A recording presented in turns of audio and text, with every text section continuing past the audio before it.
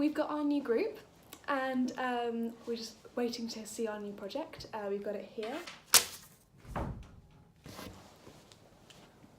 I've never heard of that before. What's a siege? Yeah. Of Manchester. Surely we'd know about that. We've lived here long enough. Should we ask Siri? I think we should ask Definitely. Siri. He's the man to know. Yeah. Oh, man. Siri, what's the siege of Manchester? Sorry, I don't really know.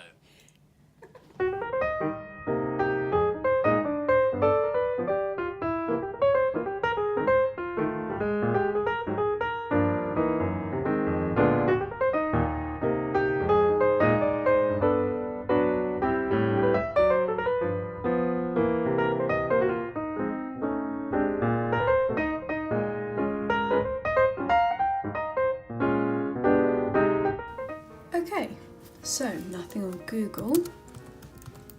Best bet is the library. Surely they'll have some. Where?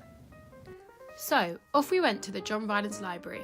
We made our way to the 4th floor where the special collections are kept, and we went into the reception area.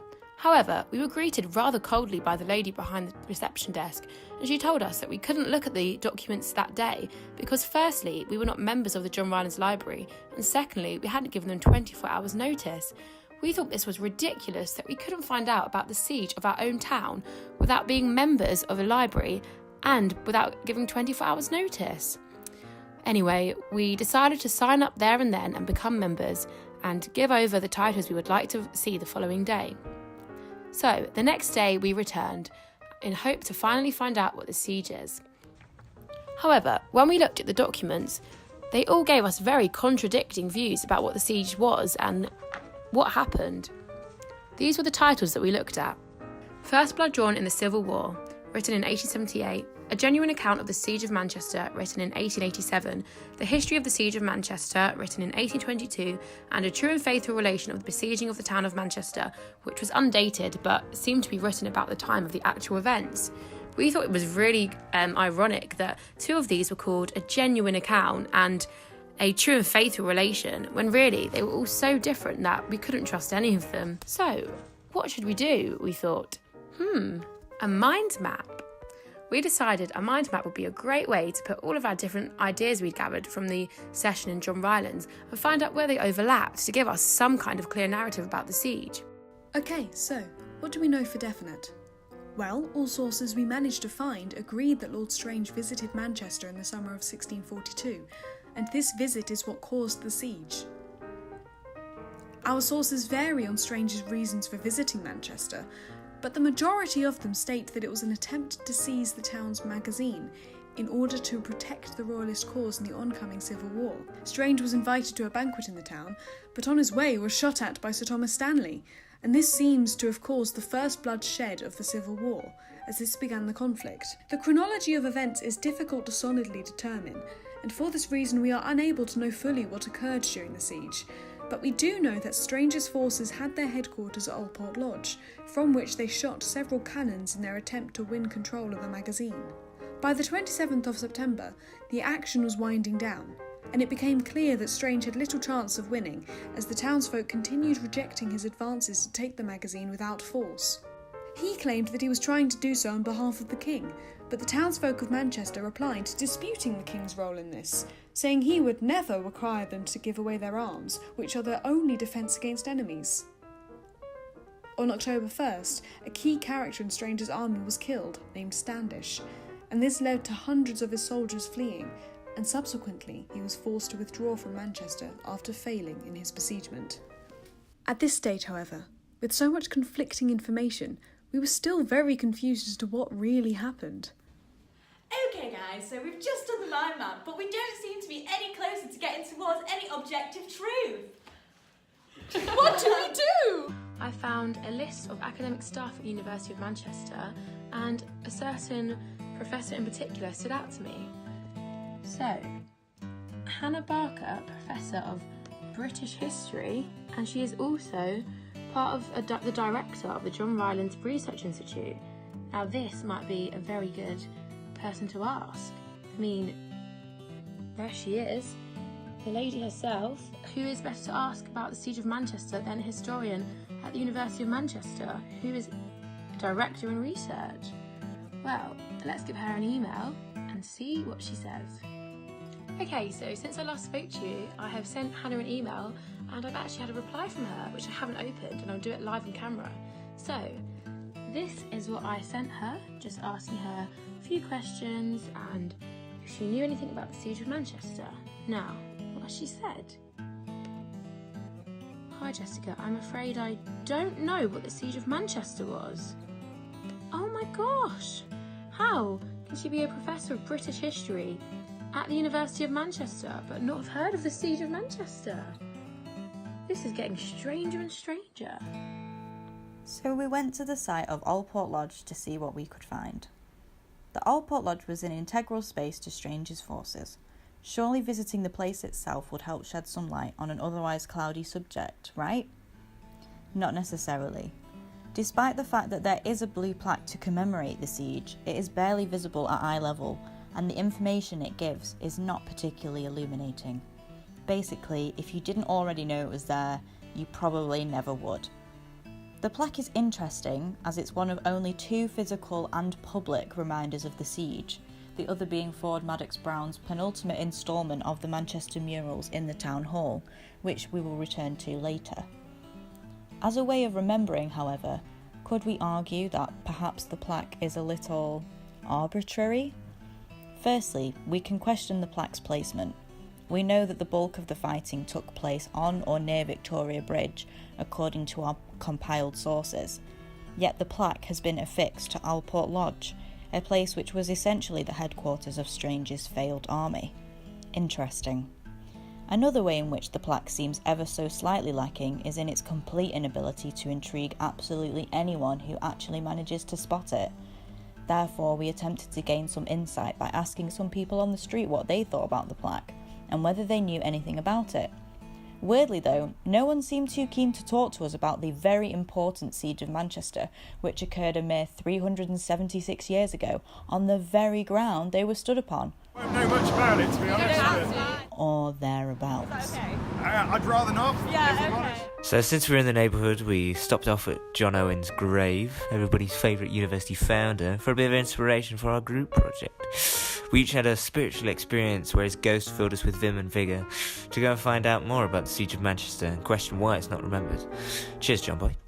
So here's Salford Bridge. It's a bridge. I don't know how troubled the waters are, but this bridge has certainly seen its fair share of trouble. Of course, this is just a recreation, not the original bridge. Not very faithful to the original, to be honest. The book is always better.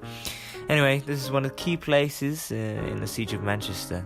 Lord Strange, a royalist, was shooting cannonballs over this bridge, not a euphemism, back in the day. Now, nearby is the Manchester Cathedral, and really, it's quite surprising, you know.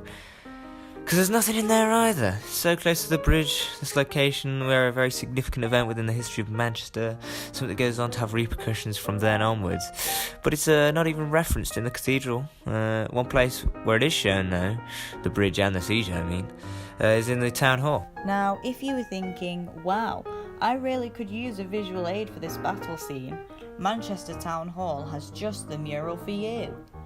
The town hall itself is a physical embodiment of the ideals which permeated Victorian Manchester as a grand manifestation of the fashionable Gothic revival, seen as a style through which humans could most effectively create beauty. It was in this spirit that the Manchester murals were commissioned and eventually created, and it is argued by John G. Archer that they are a particularly successful example of a Victorian ideal, the enrichment of architecture through painting. Madox Brown wrote extensive descriptions to accompany each instalment, and Bradshaw's Defence of Manchester 1642 is no different.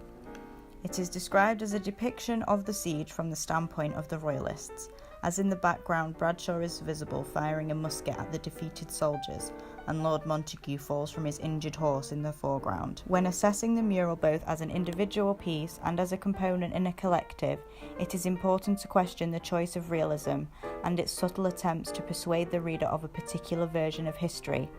Frederick Jameson calls realism a hybrid concept, in which an epistemological claim for knowledge or truth masquerades as an aesthetic ideal, with fatal consequences for both of those incommensurable dimensions.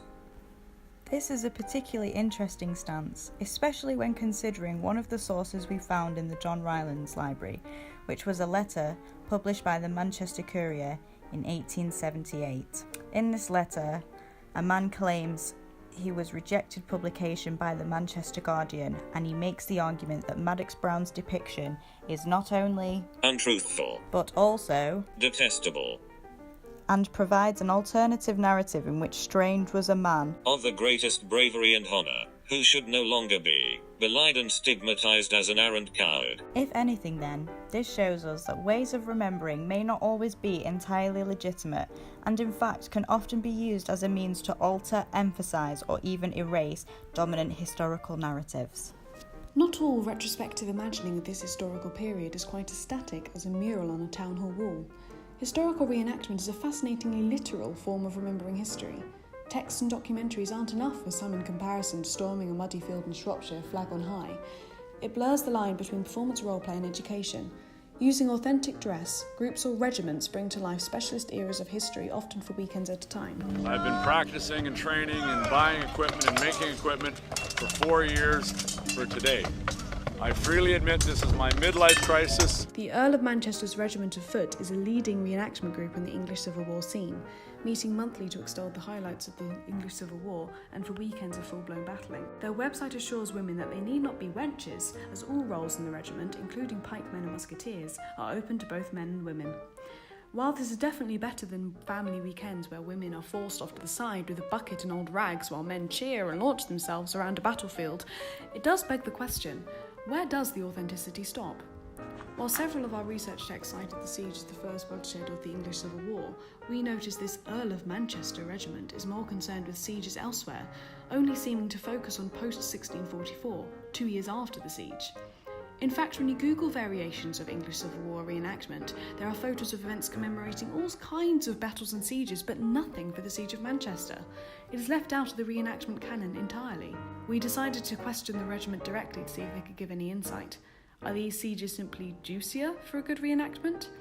When does reenactment of bloodshed become acceptable and not ghoulish? The regiment agreed that reenactment of, for instance, the wars in Syria would be nothing short of ghoulish, and argued that this historical removal meant that there was no glorification of war, but that they hope it brings home just how devastating the wars were and keeps alive the memory of those whose struggle and deaths helped win us the rights, freedoms and privileges we now enjoy. They had never even heard of a siege on Manchester, and resolved to ask around at the next meeting to see if anyone knew anything about it. If even a reenactment group specialising in this era and named after the Earl of Manchester doesn't remember this major event in the city's history, it certainly doesn't bode well for the likelihood of wider remembrance of the siege. So, there's a whole lot of museums in Manchester, science, technology, football, even a People's Museum. But we noticed that none of them, especially not the football one, had anything about the Siege of Manchester in them. The most surprising was the People's Museum, considering this is a pretty significant event in the English Civil War. About the old people, is it not? Well, heck, maybe it's something about the Civil War in general.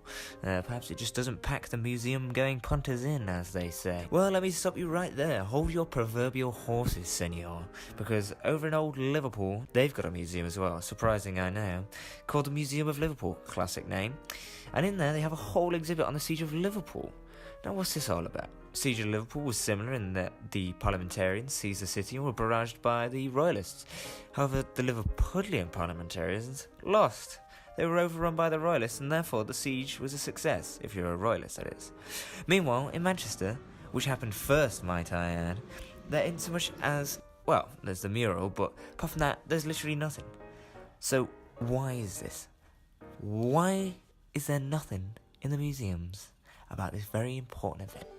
So, after exhausting every avenue of research we could possibly think of, we can only guess at why the siege has been so erased from Manchester's remembered history. Is it because the very basics of what happened are so vague? Is it because the city has grown and changed so much in the last 376 years? People remember and revisit history for all sorts of reasons and in all sorts of ways. In the case of the Siege of Manchester, however, most people simply don't. Yeah. So guys, we're no closer to getting to the objective truth, but we want to know what you think in the comments section below. Comment!